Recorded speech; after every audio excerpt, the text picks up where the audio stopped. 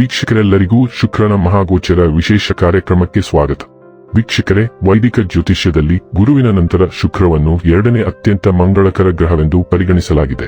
ಈ ಗ್ರಹವು ವಿಶ್ವದಲ್ಲಿ ವಾಸಿಸುವ ಎಲ್ಲಾ ಜೀವಿಗಳಿಗೆ ಯಾವಾಗಲೂ ದಯೆ ತೋರುವುದು ಎಂದು ನಂಬಲಾಗಿದೆ. ನವಗ್ರಹಗಳಲ್ಲಿ ಒಂದಾದ ಶುಕ್ರನನ್ನು ಅದೃಷ್ಟದ ಗ್ರಹ ಕರೆಯಲಾಗುತ್ತದೆ. ಜನ್ಮ ಕುಂಡಲಿಯಲ್ಲಿನ ಪ್ರೇಮ ಸಂಬಂಧಗಳ ಲೆಕ್ಕಾಚಾರ ಮಾಡುವಾಗ ಈ ಗ್ರಹವನ್ನು ಪರಿಗಣನೆಗೆ ತೆಗೆದುಕೊಳ್ಳಲಾಗುವುದು.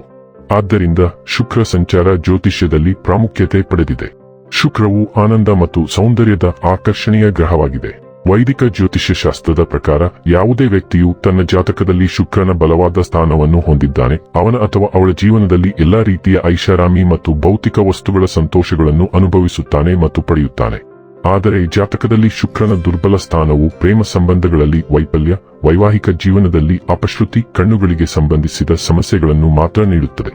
ಜ್ಯೋತಿಷ್ಯ ಶಾಸ್ತ್ರದ ಪ್ರಕಾರ ಶುಕ್ರ ಗ್ರಹವು ಇದೇ ವರ್ಷ 2026 ಮಾರ್ಚ್ ತಿಂಗಳಿನ 2ನೇ ತಾರೀಕಿನ ದಿನ ರಾತ್ರಿಯ 12:38 ಮೀನ ರಾಶಿಯನ್ನು ಪ್ರವೇಶಿಸಲಿದೆ. ಶುಕ್ರನು ಮಾರ್ಚ್ ತಿಂಗಳಿನ 26ನೇ ತಾರೀಕಿನವರೆಗೆ ಮೀನ ರಾಶಿಯಲ್ಲಿ ಇರುತ್ತಾನೆ. ಮೀನ ರಾಶಿಯಲ್ಲಿ ಚಲಿಸಲಿರುವ ಶುಕ್ರನ ಪ್ರಭಾವದಿಂದಾಗಿ ಕೆಲವು ರಾಶಿಗೆ ಸೇರಿದ ಜನರಿಗೆ ಸುಖ, ಸಮೃದ್ಧಿ ಹಾಗೂ ಧನ ಸಂಪತ್ತಿನಲ್ಲಿ ಸಾಕಷ್ಟು ವೃದ್ಧಿಯಾಗುವುದರೊಂದಿಗೆ ಅತ್ಯಂತ ಶುಭ ಫಲಿತಾಂಶ ದೊರಕುವುದು. ಹಾಗೆ ಇನ್ನೂ ಕೆಲವು ರಾಶಿಯವರಿಗೆ ದುರಾದೃಷ್ಟ ಎದುರಾಗಲಿದೆ. ಜ್ಯೋತಿಷ್ಯ ಶಾಸ್ತ್ರದಲ್ಲಿ ಶುಕ್ರ ಗ್ರಹವು ಹಣ, ಐಶ್ವರ್ಯ, ವೈಭವ, ಸಮೃದ್ಧಿ, ಬೌದ್ಧಿಕ ಸುಖವನ್ನು ಕರುಣಿಸುವ ಗ್ರಹ ಎಂದು ಕರೆಯಲಾಗುತ್ತದೆ. ಯಾವಾಗ ಶುಕ್ರ ಗ್ರಹವು ತನ್ನ ಚಲನೆಯನ್ನು ಬದಲಾಯಿಸುವುದೋ ಇದರ ಪ್ರಭಾವವನ್ನು ಎಲ್ಲಾ 12 ರಾಶಿಗೆ ಸೇರಿದ ಜನರ ಮೇಲೆ ಒಂದಲ್ಲ ಒಂದು ರೀತಿ ನೋಡಬಹುದಾಗಿದೆ. ಶುಕ್ರ ಗ್ರಹವು ಪ್ರತಿ 23ರಿಂದ 27 ದಿನಗಳಿಗೆ ಒಮ್ಮೆ ತನ್ನ ಸಂಚಾರವನ್ನು ಬದಲಾಯಿಸುವುದು. ಶುಕ್ರನ ಪ್ರತಿಯೊಂದು ಸಂಚಾರವು ಜೀವನದಲ್ಲಿ ಮಹತ್ವಪೂರ್ಣವಾದ ಬದಲಾವಣೆಯನ್ನು ತರುವುದು ಎಂದು ಹೇಳಲಾಗುತ್ತದೆ. ಹಾಗಾದರೆ ಬನ್ನಿ, ಇಲ್ಲಿ ಶುಕ್ರನ ಮೀನ ರಾಶಿಯಲ್ಲಿ ಈ ಗೋಚರ ಇಲ್ಲಿ ಪ್ರತ್ಯೇಕವಾಗಿ ವೃಶ್ಚಿಕ ರಾಶಿಯ ಜಾತಕದ ಪಾಲಿಗೆ ಹೇಗೆ ಸಾಬೀತಾಗಲಿದೆ, ಯಾವೆಲ್ಲ ಫಲಗಳು ಇಲ್ಲಿ ನಿಮಗೆ ಲಭಿಸಲಿವೆ ಮತ್ತು ಯಾವ ವಿಷಯವಾಗಿ ಇಲ್ಲಿ ನೀವು ವಿಶೇಷ ಎಚ್ಚರಿಕೆ ಹೊಂದಿರಬೇಕು ಅನ್ನೋದನ್ನ ನೋಡೋಣ. ಎಂದಿನಂತೆ ನಮ್ಮ ವಿನಂತಿ ಎಂದರೆ, ನೀವಿನ್ನೂ ನಮ್ಮ ಚಾನೆಲ್ ಅನ್ನು ಸಬ್ಸ್ಕ್ರೈಬ್ ಮಾಡಿಲ್ಲವೆಂದರೆ ದಯವಿಟ್ಟು ಈಗಲೇ ನಮ್ಮ ಚಾನೆಲ್ ಅನ್ನು ಸಬ್ಸ್ಕ್ರೈಬ್ ಮಾಡಿ.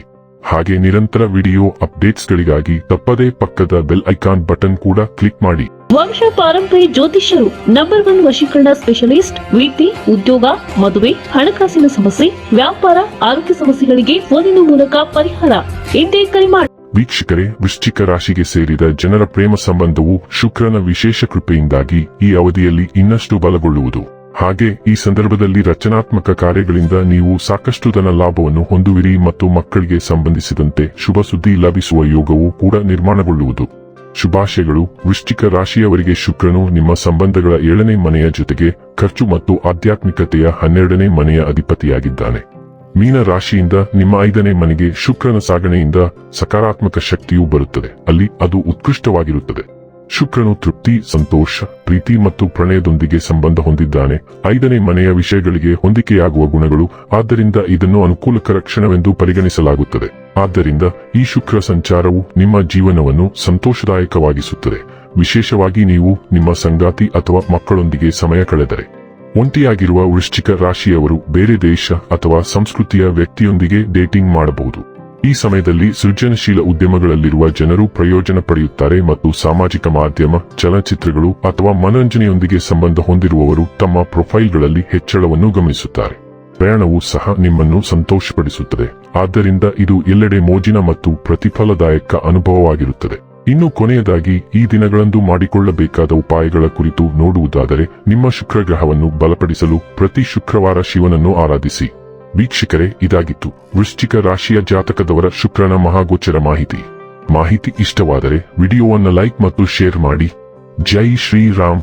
ಕಾಮೆಂಟ್ ಬಾಕ್ಸ್ನಲ್ಲಿ ಬರೆಯಿರಿ. ಹಾಗೆ ಚಾನೆಲ್ ಸಬ್ಸ್ಕ್ರೈಬ್ ಮಾಡುವುದರ ಜೊತೆಗೆ ನಿರಂತರ ವಿಡಿಯೋ ಅಪ್ಡೇಟ್ಸ್ಗಳಿಗಾಗಿ ಪಕ್ಕದ ಬೆಲ್ ಐಕಾನ್ ಕ್ಲಿಕ್ ಮಾಡಿ.